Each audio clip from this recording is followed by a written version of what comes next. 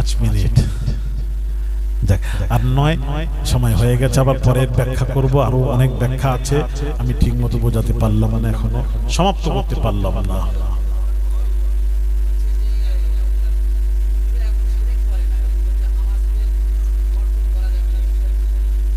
ওর কথা বাদ দাও না, কিছু বলছে, হ্যাঁ একটু বলবো, তুমি একা শুনবে বলছো তো? আচ্ছা আচ্ছা, একটু শুনেন। উনি যে হাদিসটা বলেছেন, হাদিসটা কতটুকু সহি একটু আমাদের জানতে হবে না, একটু জেনে নি। এই দেখেন আমার দিকে তাকা, দেখি হাদিসটা, দেখি মনে আছে কিনা করাই।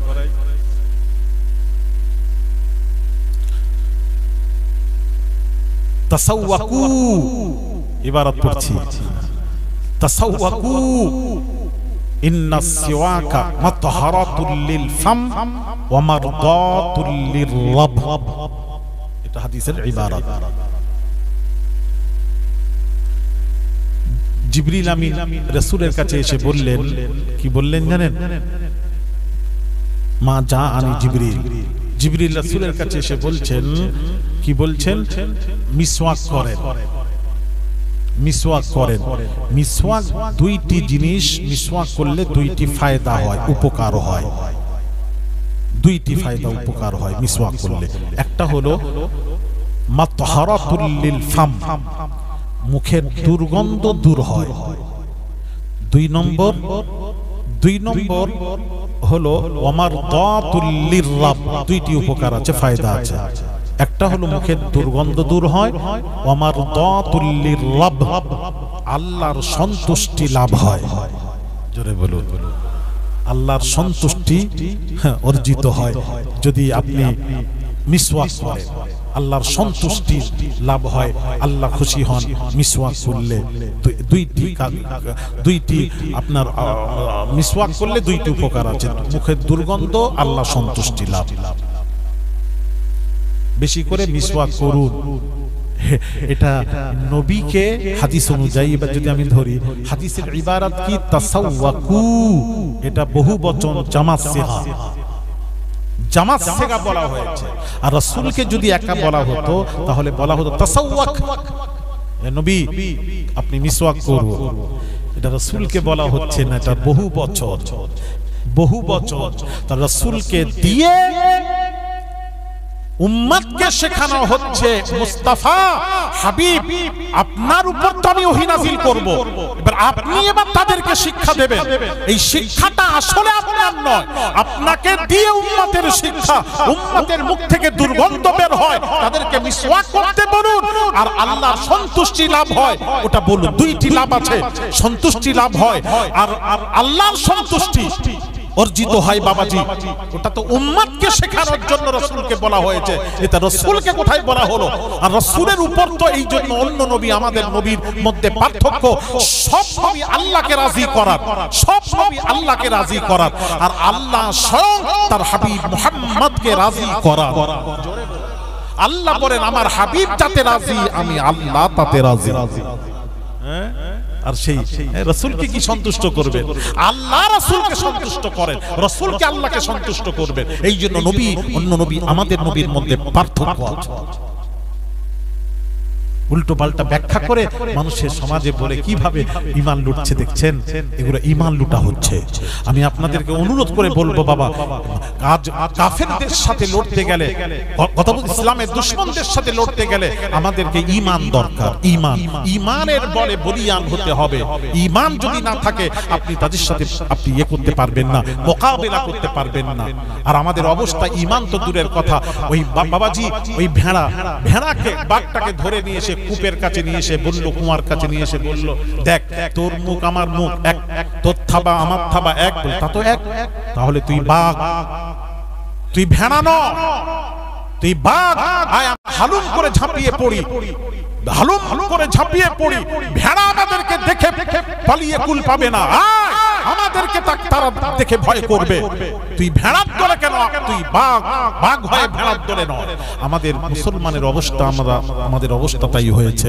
আমরা তাদের সাথে থাকতে থাকতে সব চুলের কাটিং থেকে নিয়ে পায়ের নখ পর্যন্ত সেই প্যান্টু, কালকে দেখছিলাম একটা ছেলের প্যান্টু জিন্স প্যান্ট পরেছে এতটা, কালকে যেখানে জলসায় গেলাম সিঙ্গুরে, এতটা চেয়ারে। আমি বললাম আল্লাহ কি শিক্ষা, সব দেখা যাচ্ছে হারাম হারাম হারাম। এই জাতি ওই ভেড়ার সাথে ঘুরে ঘুরে দেখে দেখে ওই সব, ওই যে হিরো সব হিরোইন সব বড় বড় সব চুল কিভাবে কাটছে, সেলুন দোকানে একদম ছাপ দেওয়া আছে, এই কাটিং অমুক কার্টুন, ওই কাটিং কেটে দিন, কোন কার্টুন, শাহরুখ খান কাটিং। কখনো বললো না মুসলমানের ছেলেটা রসুলের কার্টুন চুল রসুল যেভাবে কেটেছেন। হাই, এই জাতির ভালাই হয় কেমন করে? এই জাতি মার খাচ্ছে না। আমার আব্বা জান বলতেন মুসলমান মার খায় না, এই সব এরাই মার খাচ্ছে। মুসলমানকে কি মারবে? খাজা গরিব নওয়াজকে কত চেষ্টা করেছিল বলুন না, কি করেছিল? মারতে পেরেছিল? জয়পাল জাদুঘর পৃথ্বীরাজ বাদশাহ চেষ্টা করেছিল, খাজা গরিব মাইনুদ্দিনকে কত চেষ্টা করেছিল, কত জাদু চালিয়েছিল, কিন্তু হকের সামনে তার জাদু চলে না। সবাই এসে বাতিল্লা মাথা নত করতে বাধ্য হয়েছিল খাজা গরিব নওয়াজের কাছে। লক্ষ লক্ষ 90 লক্ষ মুসলিম ইসলাম কবুল করেছিল।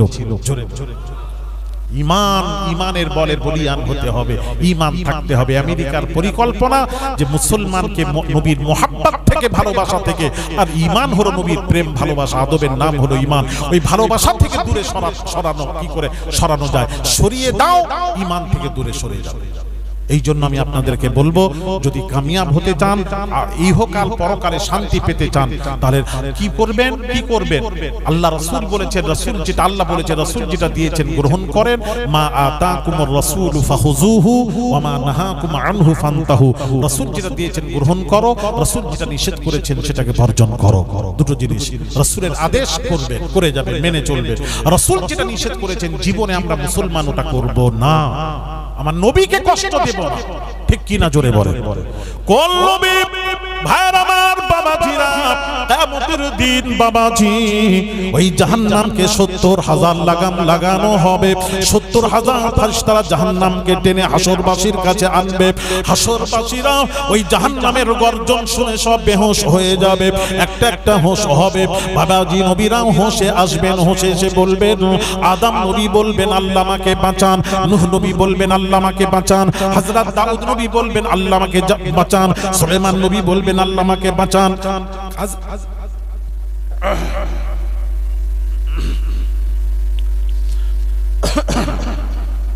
ইউসুফ নবী বলবেন আল্লাহ আমাকে বাঁচান, ইয়াকুব নবী বলবেন আল্লাহ আমাকে জাহান্নাম থেকে বাঁচান। সব নবীরা, ঈসা নবী বলবেন আল্লাহ আমাকে বাঁচান। আমার আপনার নবী বলবেন আল্লাহ আমাকে নয়, আমার গুনাহগার উম্মতগুলিকে জাহান্নাম থেকে বাঁচিয়ে নিন। সেই নবীকে ভুলে যান কি করে? সেই নবী কিয়ামতের দিন আমাদের হাত ধরে জান্নাতে পৌঁছাবেন। সেই নবীর সুপারিশে আমরা জান্নাতে যাব। সব নবী মুখ ফিরিয়ে নেবেন, আমাদের নবী আমাদের সুপারিশ করে জান্নাতে নেবেন। সেই নবীর অনুসরণ করো বাবা, সেই নবীর সুন্নাতকে জিন্দা করেন। রাসূল পাক সাল্লাল্লাহু আলাইহি ওয়াসাল্লাম বলেছেন, عن ابي هريره رضي الله تعالى عنه قال قال رسول الله صلى الله عليه وسلم من تمسك بسنتي عند فساد امتي فله اجر 100 شهيد। এমন এক সময় আসবে, সে সময় আমার উম্মতেরা সুন্নাতের উপর আমল করবে না। সেই সময় যদি আমার উম্মত একটা একটা সুন্নাতকে জিন্দা করে যদি মরতে পারে, 100 শহীদিন, সে যখন মারা যাবে 100 শহীদের দরজা আল্লাহ তাকে দান করে দেবে। 100 শহীদের দরজা পাবে। রাসূলের সুন্নাতকে জিন্দা করুন। শোনা, নবী যেভাবে দাঁড়িয়ে রেখেছেন আপনি দাঁড়িয়ে রাখুন। নবী যেভাবে নামাজ পড়েছেন সেইভাবে নামাজ পড়ুন। নবী যেভাবে খাওয়া দাওয়া করেছেন আপনি সেইভাবে খান। নবী যেভাবে চুল মোবারক কেটেছেন আপনি চুল মোবারক ওইভাবে কাটবেন যেভাবে রাসূল কেটেছেন। আমরা নবীকে ফলো করব, পৃথিবীর কোনো মানুষকে দেখব না সে কিভাবে চুল কাটে, কিভাবে ঘুমায়, কিভাবে খায়। আমরা ফলো করব মুসলমান নবীকে। একটা কথা বলছে দেখেন, শব্দ আসছে, কাকে ফলো করলো? কাকে? সবাই বলবেন না? আমরা কাকে ফলো করবে?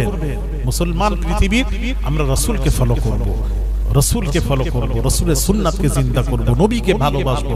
সকল ভালোবাসার উপরে রাসূলের ভালোবাসা থাকবে, তবেই তো রাসূল গ্রহণ করবেন কিয়ামতের দিন। এই জন্য বর্তমান বাবাজি খুব বুঝে শুনে চলবেন, খুব বুঝে শুনে চলবেন। ঈমান আনলে হবে না। একটা কথা বলি, আমরা ঈমান এনেছি, ঈমান আনলে হবে না। ঈমান আনার পর ঈমানের উপর টিকে থাকতে হবে শেষ পর্যন্ত। টিকে থাকাটাই হলো মূল জিনিস। ঈমান আনলে হবে না, ঈমান এনে ঈমানের উপর শেষ পর্যন্ত টিকে থাকাটাই মূল জিনিস। নবীজি বলেছেন, মান কানা আখিরু কালামিহি মিনাদ দুনিয়া লা ইলাহা ইল্লাল্লাহু দাখালাল জান্নাহ। যার শেষ কথা কি হবে লা ইলাহা ইল্লাল্লাহু মুহাম্মাদুর রাসূলুল্লাহ, সে বেশাক। হুজুরের এই জলসাটি শুনে খুব ভালো লাগলো। যদি আপনাদের ভালো লেগে থাকে তাহলে আমাদের চ্যানেলটাকে লাইক, শেয়ার, কমেন্ট, সাবস্ক্রাইব করে পাশে থাকবেন।